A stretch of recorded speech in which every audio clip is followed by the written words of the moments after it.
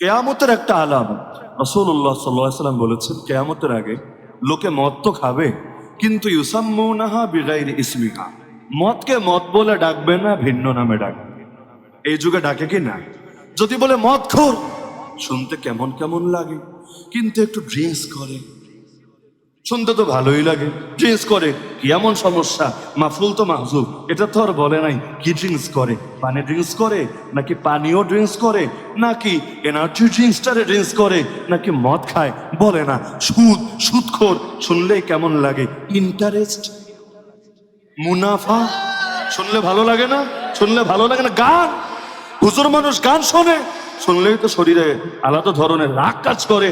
কিন্তু হুজুর মানুষ মিউজিক মিশ্রিত নাশিদ শোনে, শোনে না? মিউজিক মিশ্রিত নাশিদ কোন ক্ষেত্রে শোনে? আরে এই মিউজিক যদি মাহের জেন ব্যবহার করে তখন হারাম, যদি সামি ইউসুফ ব্যবহার করে তখন হারাম, আর যদি আমাদের সেলিব্রিটি শিল্পীরা ব্যবহার করে তখন আরাম। আর যদি মিউজিকটা হয় আল কুদস নিয়ে বানানো সঙ্গীতের ক্ষেত্রে, যদি মিউজিকটা হয় আমাদের চেতনা, আমাদের প্রেরণার কোন সঙ্গীতের ক্ষেত্রে, তাহলে তো ব্যাপারই না। নিজেরাও ধুমায়া শেয়ার দিতে হবে, নিজেরা তো শুনতে হবে, গোটা জাতিরা শোনাতে হবে। কারণ এটার মধ্যে যেহেতু আল কুদসের কথা আছে, এখন কথা যেহেতু ভালো, সুতরাং মিউজিক থাকলেও সমস্যা নাই, এটা কখনোই হবে না আর কালো। এখন দেখেন না, লোকেরা বলে আমরা সিয়াসিত্তা পড়ি, এমনকি সিয়াসিত্তার মধ্যে মিশকাত শরীফের নামও বলে। তো সিয়াসিত্তা পড়ো, মিশকাত শরীফ পড়ো, ভালো কথা। কামটা কি করো? কামটা কি করে জানো না? এখন যে গানটা তোমাদেরকে শোনাবো এই কামটাই আমি করি। তো সিয়াসিত্তা পড়লেই কি, মিশকাত শরীফ পড়লেই কি? সারা জীবন যদি আউল বাউল আর ললনের গান নিয়েও কেউ পড়ে থাকে, সে সিয়াসিত্তা না। সে যদি কোরআন শরীফটারও গলার মধ্যে ঝুলা রাখে, এই কোরআন কি তার আদৌ উপকারে আসবে? ফুকাহায়ে কেরাম লিখেছেন, কেউ যদি ইচ্ছাকৃত নাপাক অবস্থায় সেজদা করে, কেন? তাচ্ছিল্য হিসাবে, অবজ্ঞা হিসাবে, তাহলে তাকে আর মুসলমানই বলা যায় না, সে কাফের হয়ে যায়। কেউ যদি বিসমিল্লাহ বলে মদ পান করে ইচ্ছাকৃত ভাবে, বিসমিল্লাহ বলে জিনা করে ইচ্ছাকৃত ভাবে, ইচ্ছাকৃত শব্দটা আমি অ্যাড করছি এজন্য, অনেকের আছে খাসল, কিছু শব্দ এদের মুখে অটো মুদ্রা দোষের মতো, জায়গা হোক অজায়গা হোক, এই শব্দ খালি বলতেই থাকে, বলতেই থাকে, বলতেই থাকে। বলবেন কেমন আছেন? বলবে ভালো আছি ইনশাআল্লাহ। আপনার বাচ্চাটার কি অবস্থা? বলবে বাচ্চাটা তো মারা গেছে ইনশাআল্লাহ। বলে না এরকম? কোথায় সুবহানাল্লাহ বলতে হয়, কোথায় আলহামদুলিল্লাহ, কোথায় নাউযুবিল্লাহ, বোঝে না। হুজুর জাহান্নাম নিয়ে বয়ান করছে, এমন একটা হালত বলছে যে হালতটা বড় করুন, বলা দরকার নাউযুবিল্লাহ, দুই একজন বইল ওঠে সুবহানাল্লাহ। জাহান্নামের আলোচনার মধ্যে সুবহানাল্লাহ এটা বলে তুমি কি বোঝাচ্ছ? আবার কিছু লোক হল আলহামদুলিল্লাহ, সব জায়গায় আলহামদুলিল্লাহ, অর্থ বুঝুক বা না বুঝুক গণহারে বলতে থাকে আলহামদুলিল্লাহ। তো এখন কিছু লোকের আছে মুদ্রা দোষ, তো মুদ্রা দোষে জিনা করতে গিয়েও বিসমিল্লাহ বলে ফেলেছে। কি যে বলেছে খবরই নাই, মাথার মধ্যে কোনো অনুভূতি নাই আর সেন্সই নাই। এই ক্ষেত্রে তারে ডাইরেক্ট কাফের বলা যায় না, কিন্তু জেনে বুঝে ইচ্ছাকৃত ভাবে বিসমিল্লাহ বলে জিনা শুরু করলো, বিসমিল্লাহ বলে মদ খেলো, তাকে আর মুসলমানই বলা যায় না। তো এখন শেষ জামানের ফিতনার এইরকম অন্যতম ফিতনাই হলো, এখানে কাম সবই চলবে, নামগুলো জাস্ট চেঞ্জ হয়ে যায়। দেখেন না, এখন দুই একজনের লোকে সুদখোর বলে, অমুক সুদখোর, তমুক সুদখোর, তো বাকিরা কি? কিছু কিছু শব্দ আমি যদি আপনাকে বলি আপনি দালাল, শুনলে আপনারও মেজাজ গরম হয়ে যাবে। দালাল, এটা আবার কেমন শব্দ? দালালকে দলাল থেকে এসেছে কিনা তাও আল্লাহ ভালো। কিন্তু যদি বলে ব্রোকার, যদি বলে লবিস্ট, আমেরিকায় লবিস্ট নিয়োগ করেছে, এই লবিস্ট আবার কোন হালুয়া? লবিস্ট মানেই তো দালাল। কিন্তু এখন আমেরিকায় দালাল নিয়োগ করেছে, সে দালালের বিনিময়ে মাসে 1 কোটি টাকা কামাই করে, শুনলেই তো মান ইজ্জত আর থাকে না। দালালের বাচ্চা দালাল, এই কথা যদি কেউ তারে বলে পুরো ইজ্জতটাই তার পাংচার হয়ে যাবে। এখন দালাল না বলে যদি ব্রোকার বলে, যদি লবিস্ট বলে, শুনলে সেই ফিল আসে। আলোটা আমাদের এমন কিনা, শব্দ নিয়েও যত অ্যালার্জি, কাম যা করে সমস্যা নাই, শব্দ এটা বলা যাবে না। এই শব্দটা যদি বলে তাহলেই বড় ইগোতে লাগে, তাহলেই বড় সম্মানে লাগে। অন্য শব্দ দিয়ে বললে সবকিছুই ঠিকঠাক ভাবে চলে। দেখেন না, আগেও ইসলামের বিরুদ্ধে যুদ্ধ ঘোষণা করে রেখেছিল কারা?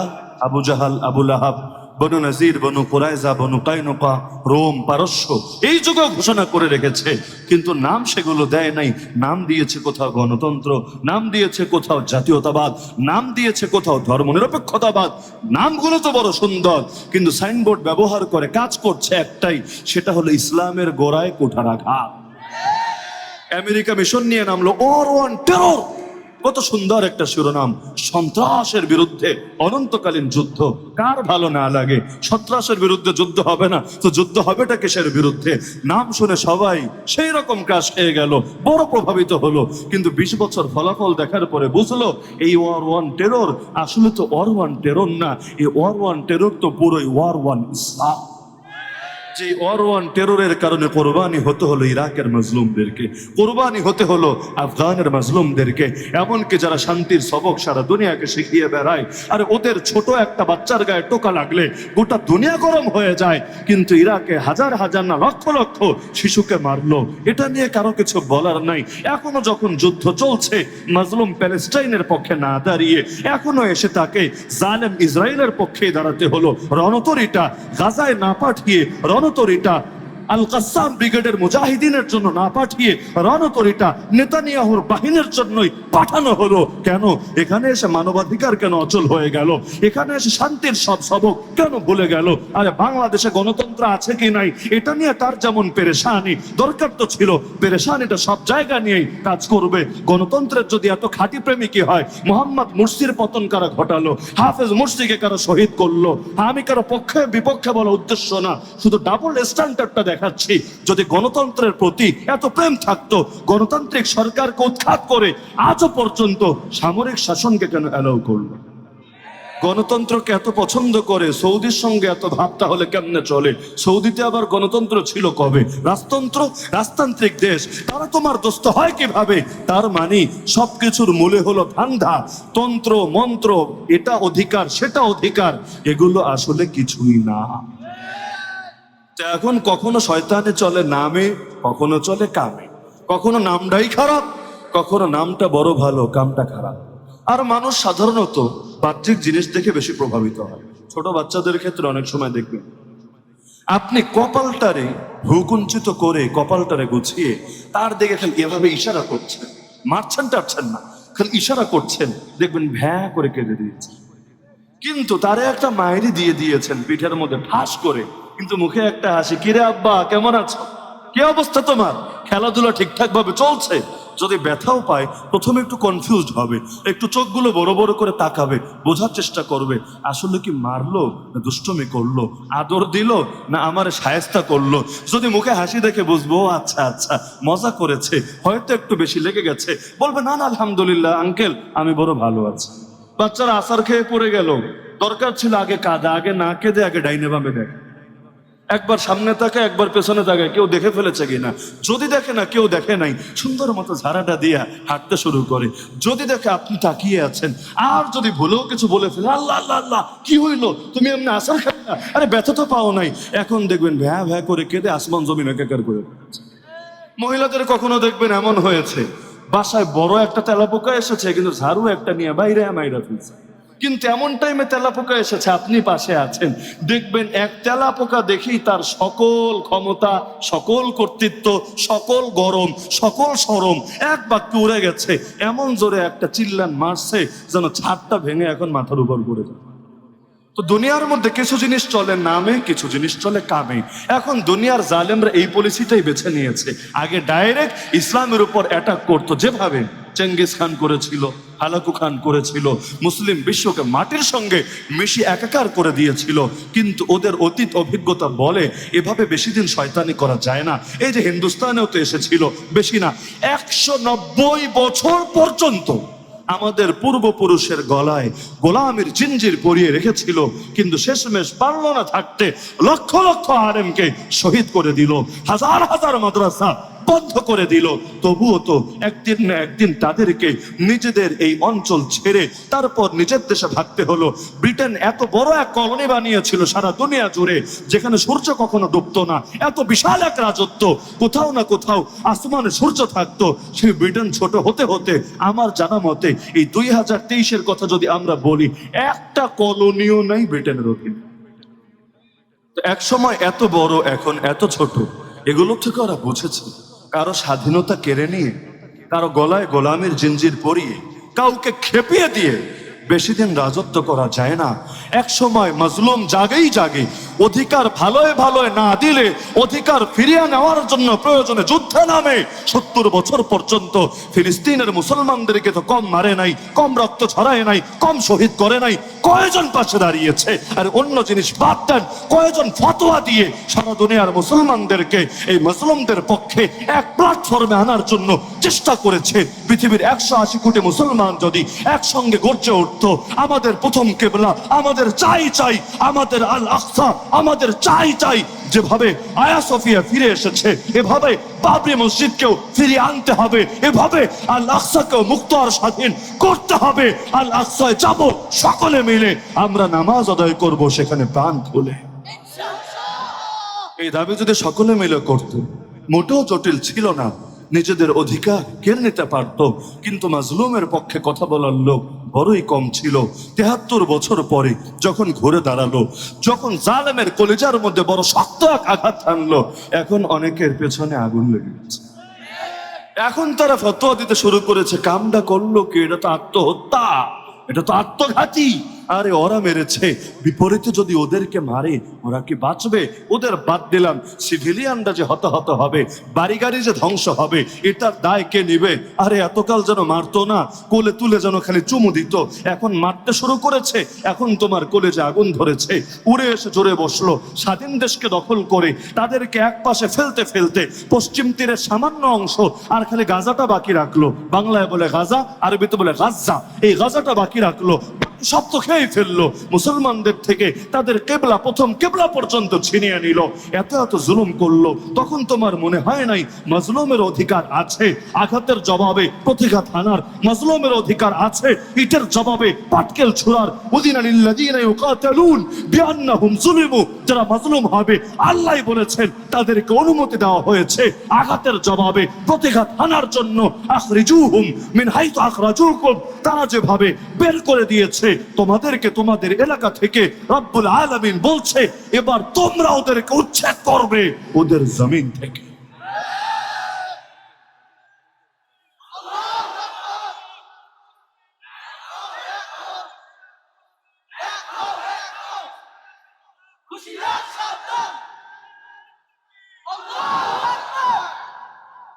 কিন্তু বাস্তবে দেখা যাচ্ছে পুরো আদর্শটাই মুসলমানদের সঙ্গে প্রতারণা ছাড়া গেছে। তো এখন আমাদের কাজ কি? আমাদের কাজ হলো, যারা শুধু নাম ব্যবহার করে বাহ্যিকভাবে সাইনবোর্ড লাগিয়ে আমাদের দমাতে আসবে, আমরা তাদের শুধু মোকাবেলা করব আর বাকিদেরকে গলায় জড়িয়ে চুমু দিতে থাকবো। এটা আদর্শ? আল্লাহ জানিয়ে দিচ্ছেন না, নবীকে এজন্য পাঠাই নাই। নবীকে পাঠিয়েছি ইসলামকে দুনিয়ার সকল দ্বীনের উপর জিন্দা করবেন বলে।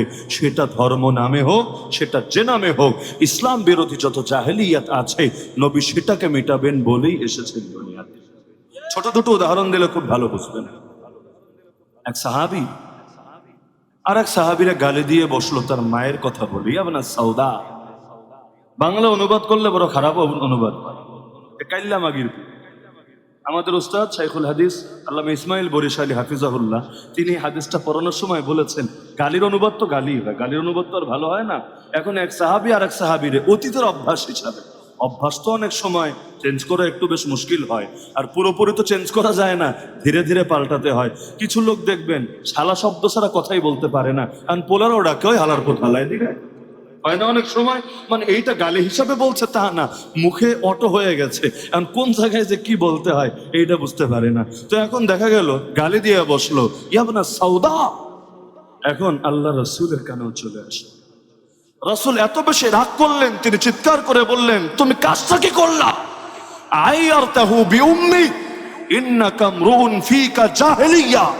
আরে তার মায়ের নাম নিয়ে তুমি তাকে লজ্জা দিলা? তার মা হয়তো কালো ছিল, থাক, কিন্তু তার মায়ের প্রসঙ্গে এনে এই যে তুমি তার শরফ দিলা, মনে রাখবা তুমি কালেমা পড়তে পারো, কিন্তু এখনো তুমি এমন একজন মানুষ যার ভেতর জাহেলিয়াত রয়ে গেছে। তো জাহেলিয়াত বলে কারে? আগেই যে বলেছি ইসলাম বিরোধী যা আছে সবই জাহেলিয়াত। সহিহ বুখারী যারা পড়েছেন দেখবেন একটা শিরোনাম আছে, বাবুন আল মাআসি মিন উমুরিল জাহেলিয়া। অর্থাৎ যত গুনাহ আছে সবই জাহেলিয়াত। ইসলাম এসেছে সব ধরনের জাহেলিয়াতকে মিটাবেন বলে। তো একটা ঘটনা তো বললাম, দ্বিতীয় ঘটনা হলো রাসূলুল্লাহ সাল্লাল্লাহু আলাইহি ওয়াসাল্লাম এক যুদ্ধের ময়দানে আছে। যুদ্ধের ময়দানে এক আনসার সাহাবী মানে মদিনা সাহাবী আর এক মুহাজির সাহাবী মানে মক্কা থেকে যারা হিজরত করেছেন এমন একজন সাহাবী, দুইজনের ঝগড়া লেগে গেছে। ঝগড়া তো ভাই লাগবে, ঝগড়া ভালো মুমিন হলে, ভালো মানুষ হলেই ঝগড়া লাগবে না বিষয়টা এমন না। দক্ষ ড্রাইভারও গাড়ি চালাতে গেলে কখনো কখনো অ্যাক্সিডেন্ট করে। দক্ষ ডিশওয়াশার যারা, তারাও গ্লাস এবং কাচের প্লেটগুলো ধুতে গেলে মাঝে মধ্যে একটার সঙ্গে একটা লাগিয়ে ভেঙে ফেলে। দক্ষ পাচকও রান্না করতে গেলে কখনো এক ড্যাগের সঙ্গে আরেক ড্যাগের সংঘর্ষ ঘটিয়ে ফেলে। তো মানুষ হিসাবে ঝগড়া হতেই পারে, এই যুগে হয় না? দেখেন না, হুজুরদের ঝগড়ার ঠেলায় জাতি ক্লান্ত। মাঝে মধ্যে মানুষ পেরেশান হয়, হুজুর যেই পরিমাণ ঝগড়া চলে মাইক সামনে নিয়ে, এখন কারে আমরা নিমু? এ আরে গালি দেয় এইটা বইলা, ও আবার গালি দেয় এইটা বইলা, এখন বড় মুশকিলের মধ্যে আমরা পড়ে আছি, আমরা এখন কি করব? তো ঝগড়া একটা ন্যাচারাল বিষয়, ঝগড়া হয় না? জামাই বউর মধ্যে ঝগড়া হয় না? আচ্ছা, জামাইয়ের বউর মধ্যে ঝগড়া হলে কি বোঝায়? যে এদের মধ্যে প্রেম নাই, মহব্বত নাই, এটা বোঝায়? বরঞ্চ উল্টা, যেখানে ঝগড়া বেশি হয় সেখানে দেখা যায় মহব্বতটা আরো বেশি থাকে। তো ঝগড়া হয়, আমাদের মধ্যেও হয়, কিন্তু দেখেন যখন আল্লাহু আকবারের ধ্বনি উচ্চারিত হয় তখন কিন্তু আর কোনো ঝগড়া থাকে না। তখন সেও মসজিদে ছুটে যায়, আপনিও মসজিদে ছুটে যান। যখন ময়দানে ডাক চলে আসে হাইয়া আলাল জিহাদ, সেও ছুটে আসে ময়দানে, আপনিও ছুটে যান ময়দানে। যখন তুমুল যুদ্ধ চলছে আলী এবং মুআবিয়া রাদিয়াল্লাহু আনহুমার মধ্যে, ঘটনা তো জানেন সকলে, ইতিহাস যেটাকে আজও চেনে, জঙ্গে সিফিন না, যেই যুদ্ধে হাজার হাজার উভয় পক্ষের মানুষ শহীদ হয়েছেন, যাদের মধ্যে বড় বড় সাহাবীরা পর্যন্ত ছিলেন। এমন ভয়াবহ যুদ্ধ, চান্স নিতে চাইল তৃতীয় পক্ষ। আমাদের মধ্যেও যত যুদ্ধ হয় হুজুরে হুজুরে, চান্স কিন্তু নিতে চায় কাফেররা, চান্স নিতে চায় এজেন্সিরা, চান্স নিতে চায় ইন্টেলিজেন্টরা। তারা চায় এগুলোকে কেন্দ্র করে মুসলমানের শক্তিকে খর্ব করতে, এগুলোকে কেন্দ্র করে মুসলমানের গলায় চিরকাল গোলামের জিঞ্জির লাগিয়ে রাখতে। এখন আলী এবং মুআবিয়া রাদিয়াল্লাহু আনহুমার মধ্যে বয়ানের যুদ্ধ না, কথার যুদ্ধ না, একেবারে ফিল্ডের যুদ্ধ, সামরিক যুদ্ধ শুরু হয়ে গেল। উভয় পক্ষে হাজারকে হাজার মানুষ মারা যেতে লাগলো। এখন খ্রিস্টানদের বাদশা চান্স নিল, চিঠি পাঠালো মুআবিয়া রাদিয়াল্লাহু আনহুর কাছে, মুআবিয়া দেখো আমি দেখতে পাচ্ছি তুমি হকের উপর আছো। বাহ, কাফেরও বুঝা ফেলছে কি হকের উপর আছে। এই যুগে দেখেন না, শাহবাগীরাও বুঝা ফেলায় কোন হুজুর সত্য কথা বলে, কোন হুজুর মিথ্যা কথা বলে। ওরা বলে এই হুজুর ধর্মের সঠিক ব্যাখ্যা করেছে, ওই হুজুর ধর্মের অপব্যাখ্যা করেছে। যে ইসলামরা যত বিকৃত করে, যে ইসলামকে যত গান্ধীবাদী আদর্শে পরিণত করতে পারে, তার উপরে তত বেশি খুশি। দেখবেন একদিকে নাস্তিক আর একদিকে আবার আরেক পীরের মুড়ি।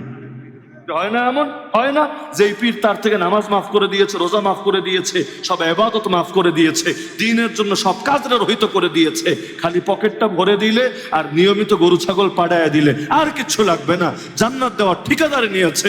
দেখবেন নাস্তিকরাও এদের উপর খুশি। এ কারণে বেদাতি কাজে বড় বড় ফিগারগুলোরে বেশি পাবে।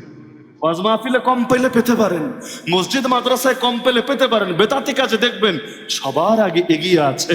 এমনকি মাইক হাতে নিয়ে ওরা আর কি বক্তব্য দেয়, তার চাইতে বড় বক্তব্য দিয়ে ময়দানে গরম করে ফেলেছে। তো এখন খ্রিস্টান বাদশা লিখছে, মুআবিয়া আমি দেখতে পাচ্ছি আলী ভুলের উপর আছে আর তুমি হকের উপর আছো। বলে না না, তুমি যদি চাও আমি বিশাল এক বাহিনী তোমার সাহায্যে পাঠিয়ে দেব, যারা তোমার বিরোধী পক্ষ, তোমার বিরোধী পার্টি যারা, তাদের সর্দার আলীর কল্লা কেটে তোমার কদমে লুটিয়ে দেব। এই যুগে অফার পেলে লাফায় লাফায় রাজি, বিরোধী দলটা দমন করার এর চাইতে বড় কিছু সুযোগ লাগে। আরে যদি আলী রাদিয়াল্লাহু আনহু শহীদ হন তাহলে তিনি আমির হবেন, স্বাভাবিক ব্যাপার। আর আলী রাদিয়াল্লাহু আনহুকে তিনি মারলে তার বদনাম হবে, লোকে বলবে দেখেছো আরেকজনের মেরে ক্ষমতা নিচ্ছে। কিন্তু যদি এমন হয় কাফের এসে মেরে দিয়েছে, দুনিয়ার কারো মনে কোনো ভুল ধারণা তৈরি হবে, কাফের তো মারতেই পারে, আগেও কতজনকে মেরেছে, আগামীতেও মারবে, তাকেও মেরেছে, তো কি হয়েছে? কেউ কিছু ভুল বুঝবে না, সাপও মরবে, লাঠিও ভাঙবে না, গায়ে কোনো বদনামও লাগবে না, ক্ষমতা যা পাওয়ার পাওয়া হবে। কিন্তু বাস্তবে তো ক্ষমতার জন্য লড়াই ছিল না। আমি উদাহরণ হিসাবে বলছি যে এই যুগে এমন হলে এই চান্স আর এই অফার কে গ্রহণ না করত? কিন্তু মুআবিয়া রাদিয়াল্লাহু আনহু ফিরতি চিঠি পাঠালেন। বলবেন কি লিখেছেন চিঠিতে? Thank you, welcome? না না, চিঠির প্রথম বাক্য অনুবাদ করলেও কারো কাছে খারাপ লাগতে পারে। প্রথম বাক্য হলো ইয়া কালবার রুম, রোম হলো বর্তমান ইউরোপ। সেই রোমের তৎকালীন রাজধানী ছিল কনস্টান্টিনোপল। তো এখন রোমের বাদশাকে বলছেন, ইয়া কালবার রোম, হে রোমের কুত্তা। বলবেন গালি দিল কিসের? গালি দিল কিসের জন্য? এটা মুআবিয়া রাদিয়াল্লাহু আনহুকে জিজ্ঞেস করেন, আমারে জিজ্ঞেস করে কি লাভ? কিন্তু বাস্তবতাটা শোনাচ্ছি। এত বেশি তিনি রাগান্বিত হলেন, এত বেশি কষ্ট পেলেন যে তিনি ডাইরেক্ট বললেন, ইয়া কালবার রোম, রোমের কুত্তা, কান খুলে শুনে রাখ, ভাইয়ে ভাইয়ে ভুল বোঝাবুঝি হয়েছে, এক সময় মিটমাট হয়েও যাবে। আরে মাঝখানে এসে তুই না করানোর কেড়ে, যদি তুই তোর জবান না সামলাস, আরে আমি মুআবিয়া এমন বিশাল এক বাহিনী পাঠাবো, যার প্রথম সদস্য থাকবে তোর সামনে, শেষ সদস্য থাকবে আমি মুআবিয়ার সামনে, সামদেশে। তারা গিয়ে তোর কল্লা কেটে এটাকে লুটিয়ে দেবে আলীর কদমে। কি বুঝলেন? তুমুল যুদ্ধ, রক্তারক্তি, কিন্তু কাফেরের বিরুদ্ধে এক। ইন্নাল্লাহা ইউহিব্বুল্লাযীনা ইউকাতিলুনা ফি সাবিলিহি সাফফা কাআন্নাহুম বুনিয়ানুম মারসুস। আল্লাহ বড় ভালোবাসেন তাদেরকে যারা সীসা ঢালা প্রাচীরের মতো লড়াই চালিয়ে যায় কুফরি শক্তির বিপক্ষে। আল্লাহ বড় ভালোবাসেন তাদের। তো এখন সে ময়দানের কথা বলছিলাম, এক মুহাজির সাহাবী এক আনসার সাহাবীর মধ্যে ঝগড়া লেগে গেছে। একজন আরেকজনকে আঘাত করে বসেছে। এবার আনসার সাহাবীর একটু ইগোতে লেগেছে। আরে বেটা, তুই আর এক দেশ থেকে ওইরা এসে জয়রা বৈশা না আমারে পিডাস? মেজাজ কার গরম না হবে? আপনার এলাকার লোক আপনারে পিডাইলে বুঝবেন না, এলাকার পোলাপান, বেশি কিছু বলা যাবে না, চুপ। আর এক এলাকার কেউ আইসা যদি রিক্সাওয়ালাও কিছু কয়, রিক্সাওয়ালা কয় তোরেও দেখা দেবো, খালি যা ওই গলিতে যা, বাকিটা আমি বুঝালোমু। তো অন্য এলাকার লোকে মারলে একটু মেনে নেওয়াটা কঠিন হয় না? তো আনসারি সাহাবীরও কষ্ট লাগলো, তুই বেটা মক্কা থেকে আইসা আমারে মারলি, এত বড় সাহস! চিৎকার করে বলে উঠলি, ইয়া আল আনসার, আনসারি সাহাবীরা তোমরা কি কোথায় আছো? জলদি ছুটে আসো। এবার মুহাজির সাহাবীকে বসে থাকবে, সবাই আসলে তারে ধরে একারে পিটাবে না। তিনি বললেন, ইয়া আল মুহাজিরিন, হে মুহাজিরিন তোমরা কোথায় আছো? তোমরা জলদি আমার সাহায্যে ছুটে আসো। এবার দুই দল হয়ে গেল, এ পাশে আনসারি সাহাবী, এ পাশে মুহাজির সাহাবী। এখন হালতটা বড় সঙ্গীন, যুদ্ধ লেগে যাবে, মারামারি লেগে যাবে, আর অস্ত্র তো সবার হাতে হাতে আছে, যুদ্ধের ময়দানেই তো তারা। এখন যদি নিজেদের মধ্যে রক্তক্ষয়ী সংঘর্ষ হয়, আর এই চাঞ্জা যদি কাফেররা অ্যাটাক করে, মুহাজিরও মরবে, আনসার। এখন আল্লাহ রসুলের কানে যখন আওয়াজ গেল, ইয়া রাসূলুল্লাহ দেখেন আপনার সাহাবীদের মধ্যে এই বিষয় নিয়ে দ্বন্দ্ব লেগে গেছে, মায়ের লাগবে অবস্থা, এখন কি করণীয়?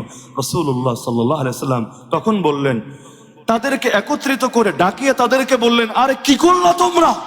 মা বালু দাওয়াল জাহিলিয়া দাউহা ফাইন্নাহা মুনতিনা। তোমাদের মুখে জাহিলি যুগের মতো কথাবার্তা কেন শোনা যাচ্ছে? তোমরা এগুলো ছেড়ে দাও, এগুলো বড় নাপাকি, বড় গান্দেগি, পুঁতি গন্ধময় জিনিস। জিন্দেগিতে কখনো দলাদলি করবা না, কখনো এক দল আরেক দলের বিরুদ্ধে যুদ্ধ করার জন্য, ঝগড়া করার জন্য রেডি হয়ে যাবা না। এই যে আজকের দুনিয়ার পরিচয়, মুসলিম পরিচয় তো এই যুগে কোনো পরিচয় না, এটা একটা সেকেন্ডারি অপশন হিসাবে থাকে। মূল পরিচয় কখনো হয় দেশীয় পরিচয়, দেশীয় পরিচয়টাই মুখ্য। যেমন ধরেন আমরা আমাদের বয়সে দেখেছি একাধিকবার শাইখুল ইসলাম আল্লামা তাকি উসমানী হাফিজাহুল্লাহকে বাংলাদেশে আসতে দেওয়া হয়নি, ভিসা দেওয়া হয়নি। কিসের জন্য? পাকিস্তানি মানুষ। যদিও পাকিস্তানি মানুষ এই দেশে নিয়মিত আসে, ওই যে তৈয়ব শাহ, তাহের শাহ এসে চিটাগাংডারে গরম করে রাখে 12 রবিউল আউয়ালে। ওই দেশে তো ভাত পায় না, এ কারণে এই দেশে উড়ে এসে জুড়ে বসে। এখন তোমার যদি এতই প্রেম থাকতো, এতই ডিমান্ড থাকতো, তোমার দেশেই তো তুমি এই দিনটা দিতা, কারণ 12 রবিউল আউয়াল তো ওর দেশেও আসে, তো বাদ দিলাম। কিন্তু আমরা দেখেছি তাকে উসমানী সাহেবকে আসতে দেওয়া হয় না। কিন্তু যখন নরেন্দ্র মোদীকে নিয়ে আন্দোলন হয়ে হয়ে দেশ গরম হয়ে যায়, তখনও কেউ তারে বাধা দেয় না। কেন? কারণ তুমি ভারতে জন্ম নিয়েছো, সুতরাং তুমি আমার বন্ধু। তুমি গুজরাটকে রক্তাক্ত করলে করো, তুমি কাশ্মীরে মুসলমান মারলে মারো, তুমি দারুল দেওবন্দের বিরুদ্ধে অবস্থান নিলে নাও, তুমি আসামের মুসলমানদের নাগরিকত্ব কেড়ে নিলে তাও নাও, কিন্তু যেহেতু তোমার জন্ম ভারতে, সুতরাং তুমি আমার বন্ধুই বন্ধু। আর আল্লামা তকি উসমানী যত বড় আলেম হোক, তার চাইতে বড় আলেম এই পৃথিবীতে দ্বিতীয় কেউ যদি নাও থাকে, তারপরও যেহেতু তার জন্ম পাকিস্তানে, সুতরাং সে আমার শত্রুই শত্রু। যার জন্ম আমেরিকায়, সে আমার বন্ধুই বন্ধু। যার জন্ম আফগানে, সে আমার শত্রুই শত্রু। এটা হলো এই যুগের মানুষ। আবার এটা তো হলো দেশ হিসাবে, কখনো হয় দল হিসাবে। এ এক দল করে, আমি এক দল করি। এখন সে ভালো বললেও আমি বলবো খারাপ, আমি ভালো করলেও সে বলবে খারাপ। আমি মরলে সে খুশি হবে, সে বিপদে পড়লে আমি আনন্দিত হব, মিষ্টি বিতরণ করব। এটাই এই যুগের মানুষের খাসা। শক্তি আছে, শক্তি কাফেরের বিরুদ্ধে ইসলামের পক্ষে ব্যয় না করে শক্তি ব্যয় করবে নিজের দলকে এগিয়ে নেওয়ার জন্য, শক্তি ব্যয় করবে অন্য দলের মুসলমান মুমিন একই আল্লাহর বান্দা একই নবীর উম্মতকে দুনিয়া থেকে মিটিয়ে দেওয়ার জন্য। ভাগ হতে হতে এই পৃথিবীতে মুসলমান যত বেশি ভাগ হয়েছে, ব্যক্তিগতভাবে আমার ধারণা এত বেশি ভাগ এই আসমান এই জমিন কোনোদিন দেখেনি। মুসলমান নিজেদের এত বেশি শত্রুতে পরিণত হয়েছে, যত বড় শত্রু হয়তো এই পৃথিবীতে মুসলমান কখনোই আর এক মুসলমানের ছিল না। এখন আমাদের দমনের জন্য আমরাই যথেষ্ট হয়ে গিয়েছি। তো এখন জাহেলিয়তের বিরুদ্ধে মোকাবেলা করবেন কেন? আর এক দলের বিরুদ্ধে মোকাবেলা করেই তো শেষ করতে পারি না। সিনেমা হল চালু থাকলে থাক, পারলে মিলাদ শরীফ পরে উদ্বোধন করে দিয়ে আসবে। এই দেশের বেশিরভাগ সিনেমা হল মিলাদ দিয়ে উদ্বোধন হয় না, দোয়া দুরুদ হয় না। অনেক সময় তো সিনেমার আগেও বিসমিল্লাহ আলহামদুলিল্লাহ ইত্যাদি বইলা নেয়। হালতটা এমন। আর আরেক দিকে আরেক দলের মুসলমানের মাহফিল বন্ধ করতে পারলো, বলবো আলহামদুলিল্লাহ মাশাআল্লাহ, একটা কামের মতো কাম হয়েছে, একটা হুজুরের আলোচনাকে আমি বন্ধ করতে পেরেছি। নাউযুবিল্লাহ। শাহবাগের রাসূলকে গালি দিলে দেখ, আসাদুন্নুররা নবীর সঙ্গে বেয়াদবি করলে করুক, এই কাদিয়ানির বাচ্চারা আল্লাহর নবীর খতমে নবুয়তের চাদর নিয়ে টানা হাচড়া করলে করুক, এই হিজবুত তাওহীদ ইসলামের গোড়ায় কুঠারাঘাত করলে করুক, কিন্তু এগুলো নিয়ে ভাবার সময় কোথায়? আমি তো ভিন্ন মতের মুসলমানদের জমি এখনো শেষ করতে পারছি। বাস্তব না অবাস্তব? বাস্তব না অবাস্তব? যদি এটা মানেন নবীর পথে আমাদের পথ, নবীর মিশনে আমাদের মিশন, নবীর ভিশনে আমাদের ভিশন, নবীর লক্ষ্যই আমাদের লক্ষ্য, তাহলে এটাও আপনাকে মানতে হবে জাহেলিয়াতকে মিটানোর জন্য যেহেতু নবী দুনিয়াতে এসেছেন, আল্লাহ কোরআনের একাধিক আয়াতে জানিয়েছেন, সুতরাং তার উম্মত হিসাবে আমাদেরকেও জাহেলিয়াতের বিরুদ্ধে লড়াই চালিয়ে যেতে হবেই হবে। এখন সেই জাহেলিয়াতের নাম যাই হোক, বাংলাদেশের জন্য সবচাইতে বড় জাহেলিয়াতের নাম সেকুলারিজম। বিশ্বাস হয় না? বলবেন হচ্ছে ধর্ম নিরপেক্ষতা, তো ধর্মহীনতা না। আমি বলবো ভাই রে ভাই, ইসলামের ব্যাপারে নিরপেক্ষ হওয়ার সুযোগ কোথায়? নিরপেক্ষ মানে তো তুমি আল্লাহর পক্ষেও না, তুমি ইবলিসের পক্ষেও না। নিরপেক্ষ মানে তুমি আখিরাতের পক্ষেও না, দুনিয়ার পক্ষেও না। নিরপেক্ষ মানে তুমি হকের পক্ষেও না, বাতিলের পক্ষেও না। একজন নিজেকে মুসলমান বলে তার নিরপেক্ষ হওয়ার সুযোগ কোথায়? ইসলাম তো পূর্ণাঙ্গ দিন।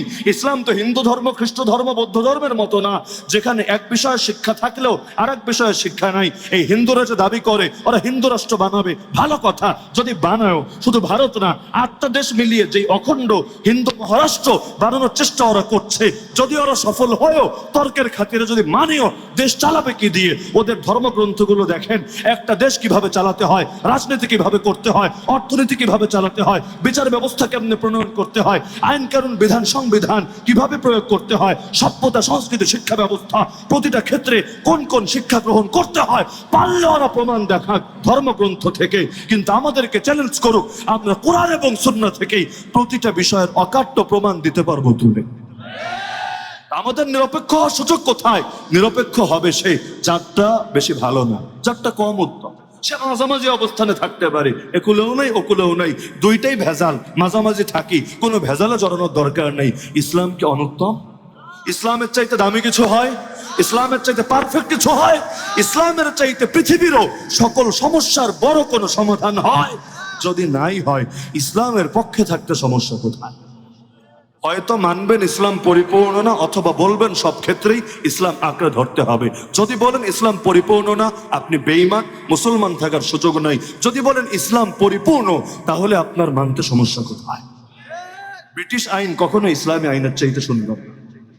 মানব রচিত বিধান কখনো আল্লাহ রাব্বুল আলামিনের ডাইরেক্ট বলা বিধানের চাইতে বেশি সুন্দর হতে পারে না।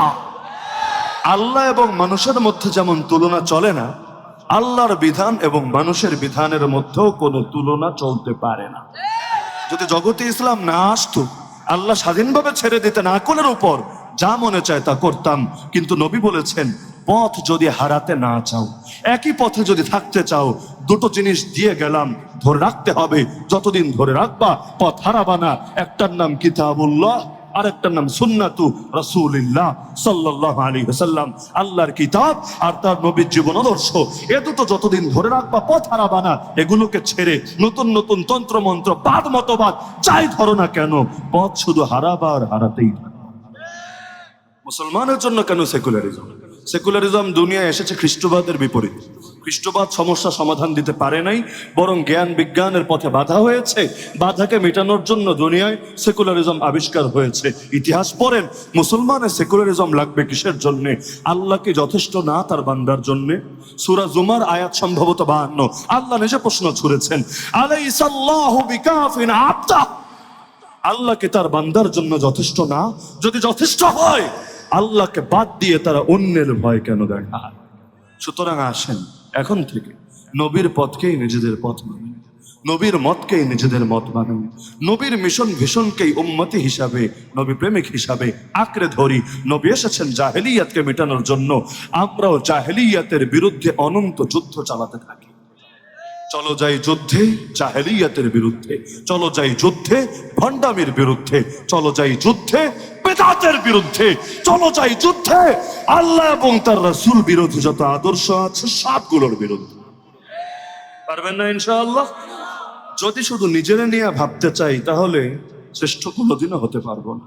উখরিজাত লিন-নাস, সবাইকে নিয়ে ভাবতে হবে, জমিনটা নিয়ে ভাবতে হবে। আল্লাহর জমিন আল্লাহকে ফিরিয়ে দিতে হবে। এই জমিন কুফর শিরিক দিয়ে ভরে যাচ্ছে, দাজ্জাল রাজত্ব কায়েম হচ্ছে। একজন মুসলমান কিভাবে এটা সয়ে নিতে পারে? আসেন না আল্লাহর জমিন, আল্লাহর দিন প্রতিষ্ঠিত করি।